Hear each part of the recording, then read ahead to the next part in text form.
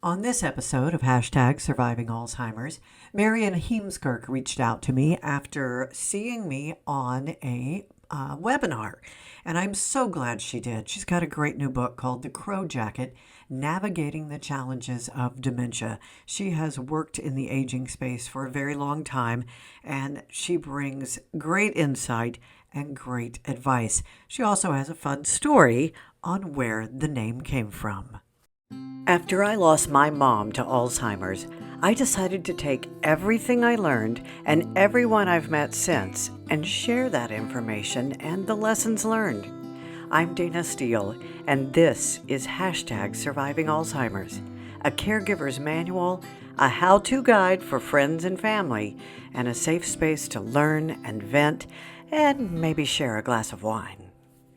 I have had the opportunity recently to start doing webinars for companies, for organizations, for groups of people talking about brain health, caregiving, life after caregiving, and it's just been such an honor to speak to and meet so many people and work with so many people. Not only in the US, but around the world. And then afterwards, people always reach out to me and my guest today, and I'm going to so butcher your name, Miriam, but it's Miriam Heemskerk.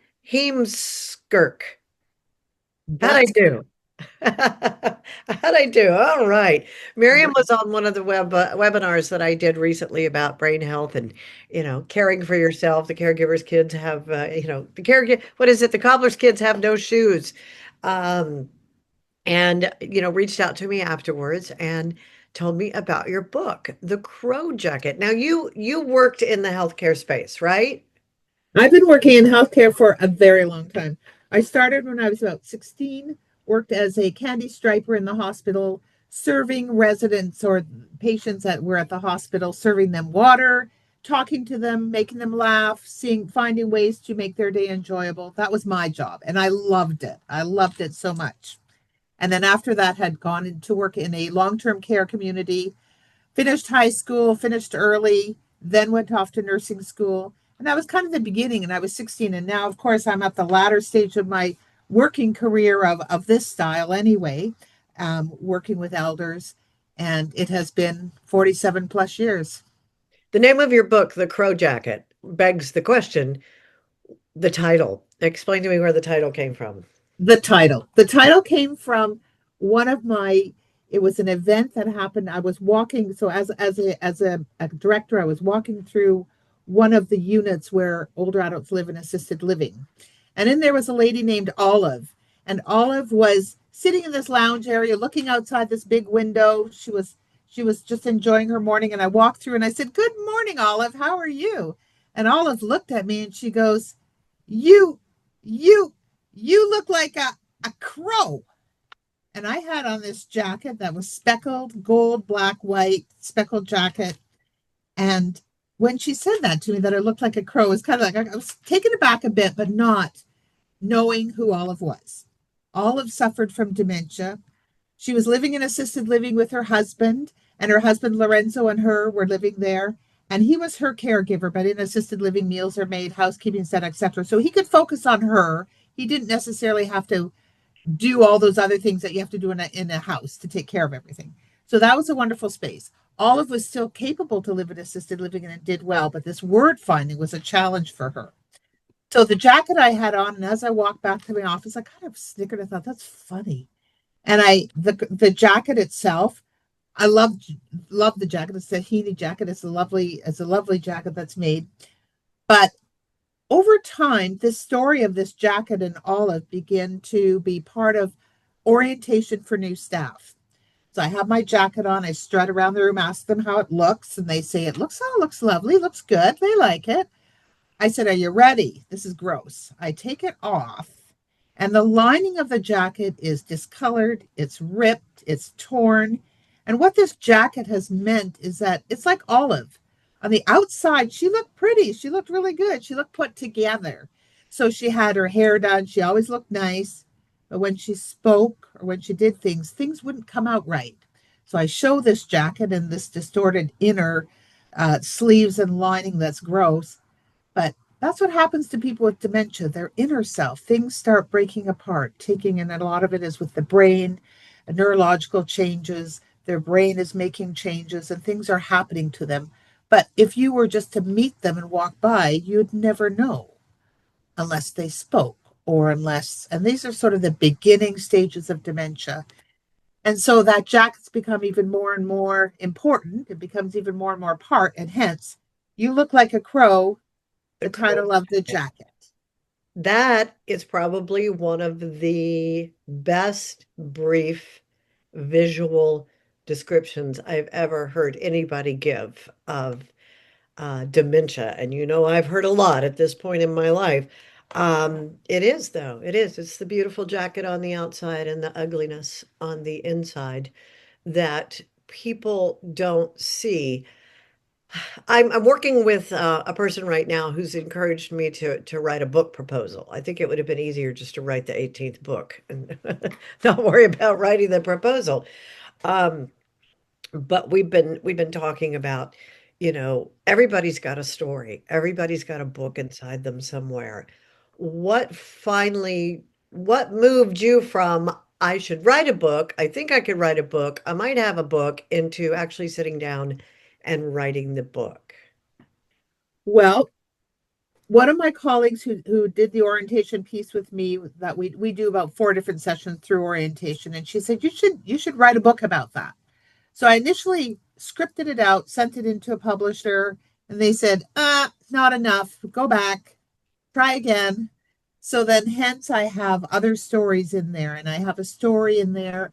It is about a couple who've had involuntary separation due to one person having dementia and the spouse having to part with them to live in different housing because of the drastic needs the person with dementia has, that they can no longer be a spouse for them or a caregiver for them. I tell another story. One is about my mother-in-law, and part of it is there's a lot of things you don't necessarily like, and especially when you go through it personally and you've experienced it yourself, some things you don't like.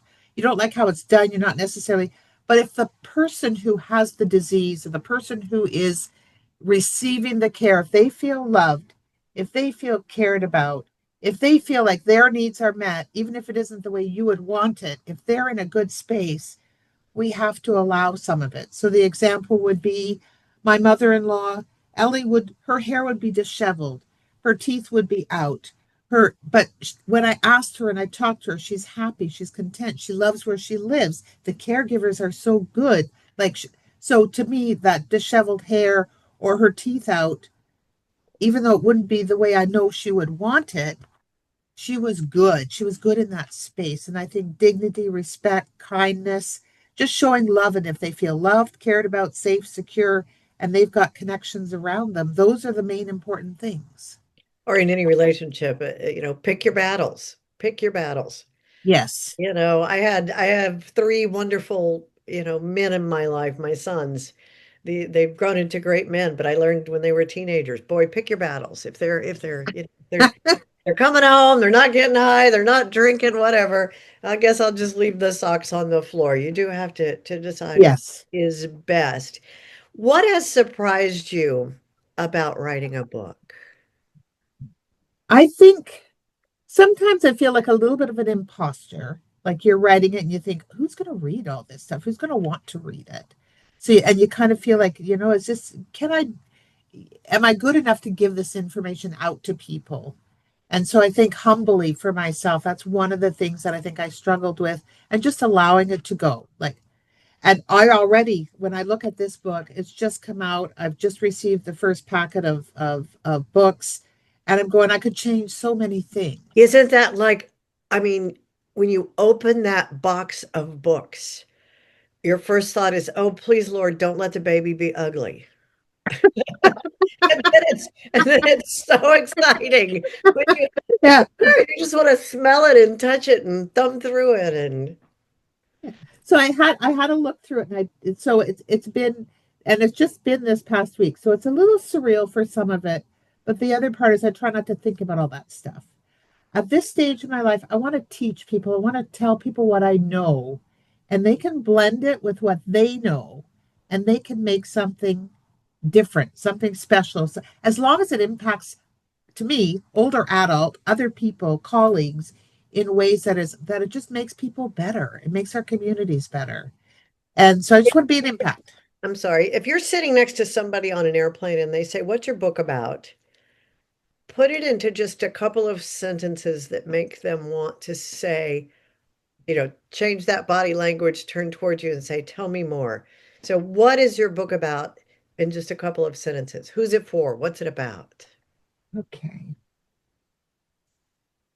The book is a guide. It's a guide for people with either with dementia who are caregivers of dementia, whether informal or formal. So informal being the family members, the husband, the wife, the neighbor, whoever that might be. The professional one would be the nurses, the doctors, those who work within settings with older adults. I think that's a really it's a guide, something to follow. Um, and with it, I would say the other thing is no matter who it is who has been diagnosed with dementia of any sort, there's so much, even after the diagnosis, there's so much life to live. Don't wait for it to come to you. Just live life. That's great. That's how I sign all of my books. Live, laugh, love. Just no matter where you are in this journey, live, laugh, love. Um, as with a house full of children, we have our favorites. What are some of your favorite parts of the book or favorite stories in the book? Do you know one story, and I think I love it all. Like I love all those stories, and I have probably thousands I could tell, but a lot of them still connect me to the people. So I want to be careful that people can't recognize who it is, or I worry that someone might recognize who it is. Um, One lady in particular who came to my office, and I call her Mary in the book. And Mary comes into my office and she tells me she's been diagnosed with dementia. And she sat down, we talked for a while, and basically she said, "What's going to happen to me?" And I Mm. think that worry or that feeling of what's going to happen to me. So her and I talked for a while, and I said, "Did you talk to your family?" And she said, "I told them." And they said, "Ah, Mom, you're going to be okay." She said, she looked at me and she said, "I'm not okay. I am not okay."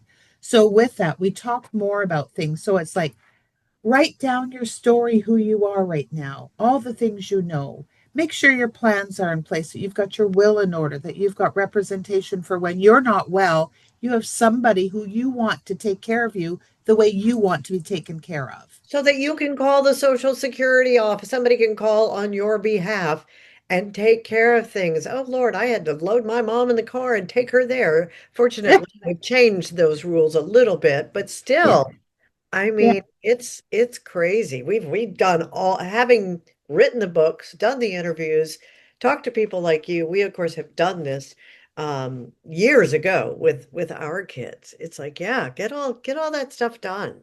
So people need to get their things in order. If you don't make a decision on what you want or a plan, it'll still happen and someone else will be making it for you. And clean your damn closet out. There. Did you have to clean out your mom's closet? Oh my God, my mom actually was pretty organized. She didn't have that much stuff. But I moved her 6 times, and especially those last few moves, the last 3 moves at least, if not the last 4, I had to decide what was still important or memorable or special to her in her brain when she couldn't tell me or didn't know what those questions meant. And I just people have so much crap. I mean, we have nothing. I mean, you open up some of our drawers, you open up closets and stuff. People love to walk in my closet and go, "Where are the rest of your clothes?" I'm like, "This is it. This is I can fit everything in one suitcase and take off for a year." Um, but yeah, don't think you're just gonna leave it for your kids. They have to take time off work. They have to pay for a dumpster. Nobody wants your 3 sets of china or your 400 books. They just don't. That's a line in the play. And I always hear either people groan or people laugh when I do that And well, for line. me, I am the collector. I Oh love no, Miriam. I am. I've got loads of things. I'm in the nursing field, but I have this creative side and this piece that I'm very visual. I love things around me because then I see a picture of so and so that reminds me of that event and this event, and a bit of a busybody. The brain is very busy, but I do know, and we are going through a process of downsizing now. We've made our plans about after death. We've got all our paperwork in order, husband and I. So now it's clean house and decide what's important. But what an ordeal, right? People have I to take. actually called the kids first. I called the three sons and said, "Okay, imagine we're dead and you have to come next week and take the things you want." And they were like, "Mom," I'm like, "No, really? What?" They fortunately don't like things either. And like one's in New York and he Okay. has an apartment the size of a postage stamp. And they each actually picked one thing. And then I called cousins and said, "You got 7 days to come get, Nana stuff, Papa stuff, Mama stuff, Daddy Pop stuff. If you want any of their stuff, come get it. Otherwise," and then we donated when we moved into a smaller place. We just gave everything to a domestic violence survivor who didn't have anything. So it was like, here, Yeah. come take all of it. But that's how I'm just saying that's how we started is we asked the kids, imagine we're dead.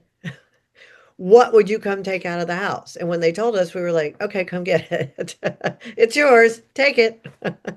Yes. No, great plan. Love the idea. Definitely. It makes Definitely. them all freak out, but it's like, come on.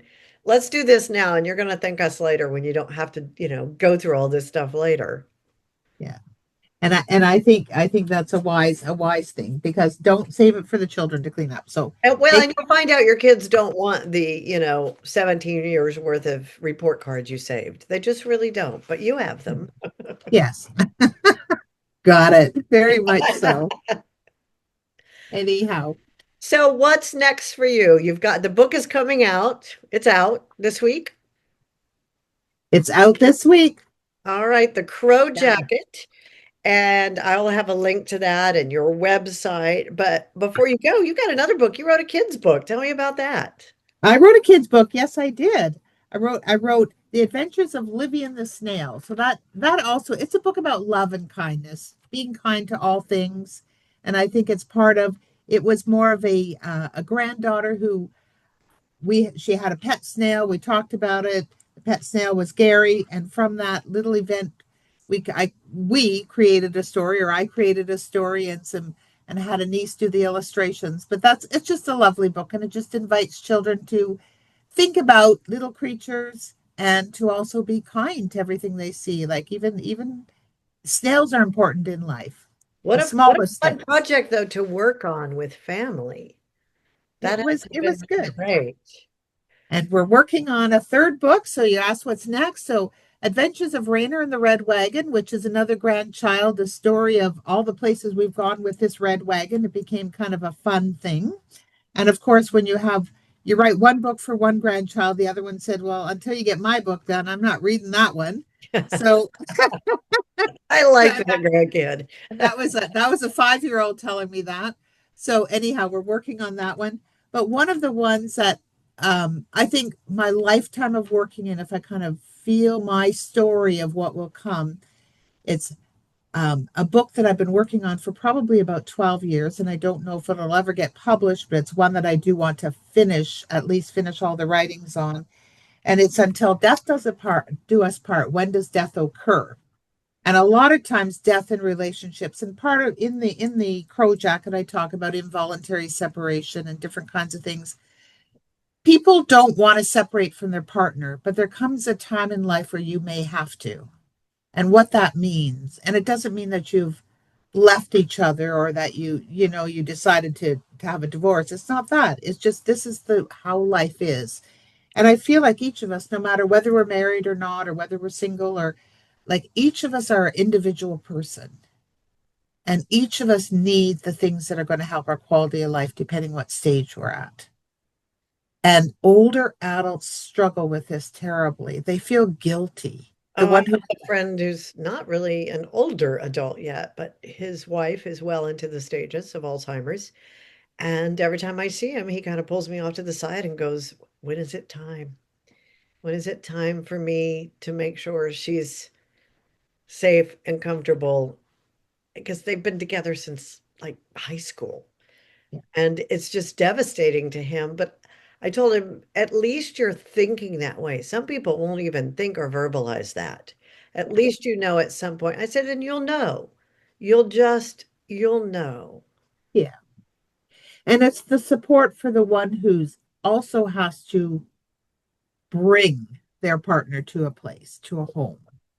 And they need support too. And this is where community is so important, connecting to other people, having a network, because this gives you, it gives you energy, it gives you strength, it gives you feeling like you didn't do anything terrible. They give you, I think it's the love you need too, as a caregiver or as a person, as a partner.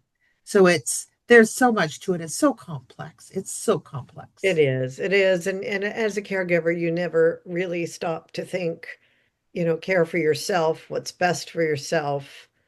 And no matter what you do, you're constantly second guessing everything you do. Before I let you go, some final words of advice, maybe even something from the book, The Crow Jacket, for somebody listening to this podcast, hashtag surviving Alzheimer's. Some words of advice on um, where to start when you think that someone you love has cognitive decline, because you've probably seen it in so many different stages.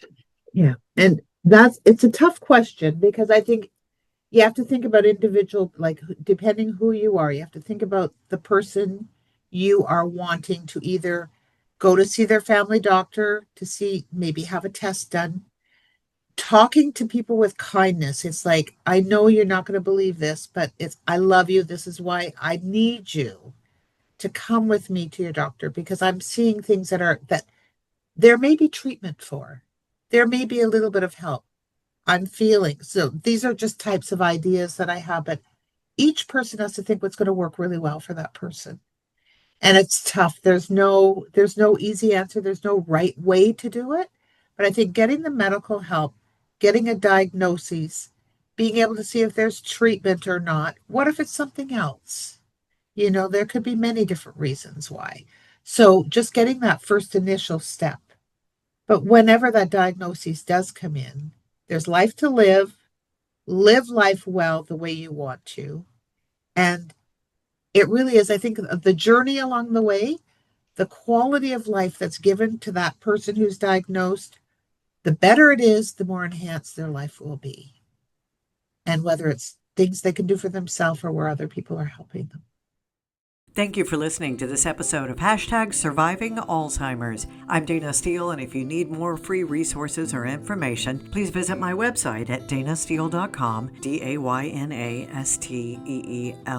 and be sure to share this episode with someone you know and love. Hashtag Surviving Alzheimer's is based on the book Surviving Alzheimer's with Friends, Facebook, and a really big glass of wine, available in paperback and Kindle on Amazon.com. Hashtag Surviving Alzheimer's is produced by Blue Squirrel Productions.